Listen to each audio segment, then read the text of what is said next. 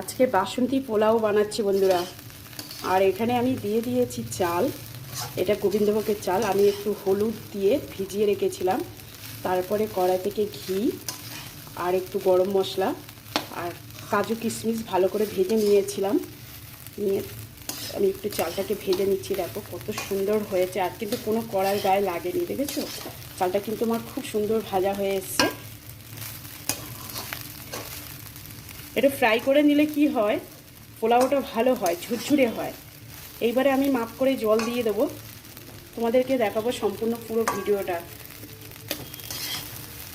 দেখতে থাকো বন্ধুরা। এবার আমি একটু জল দিয়ে দিচ্ছি, মাপ করে দেখো।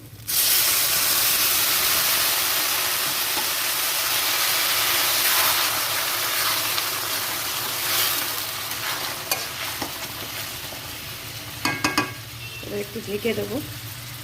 চলে আসলাম কিছুক্ষণ পর ঢেকে দিয়ে। দেখো বন্ধুরা কত ঝুরঝুরি হয়েছে বাসন্তী পোলাওটা, সত্যি অসাধারণ। আর গন্ধটা কিন্তু দারুণ ছেড়েছে বন্ধুরা, কি বলবো, দেখো কত সুন্দর। এই দেখো বন্ধুরা কত সুন্দর আমার বাসন্তী পোলাও রেডি হয়ে গেছে। এত ঝুরঝুরে হয়েছে কি বলবো। এই দেখো তোমাদেরকে দেখাচ্ছি, দেখো খুব সুন্দর সেন্ট বেরিয়েছে। গোবিন্দভোগের চালের বাসন্তী পোলাও সত্যি অপূর্ব, অসাধারণ হয়।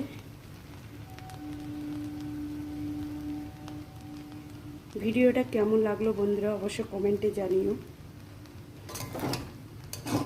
ধন্যবাদ বন্ধুরা ভিডিওটা সম্পূর্ণ দেখার জন্য।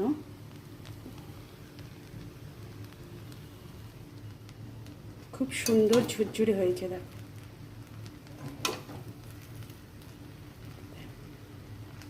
সত্যি আমি যে নিজে বানাচ্ছি কি বলবো, এরকম যদি ঝুরঝুরে বাসন্তী পোলাও আর আলুর দম, তাহলে তো আর কোনো কথাই নেই। ভালো থেকো বন্ধুরা, টাটা, আবার দেখা হবে।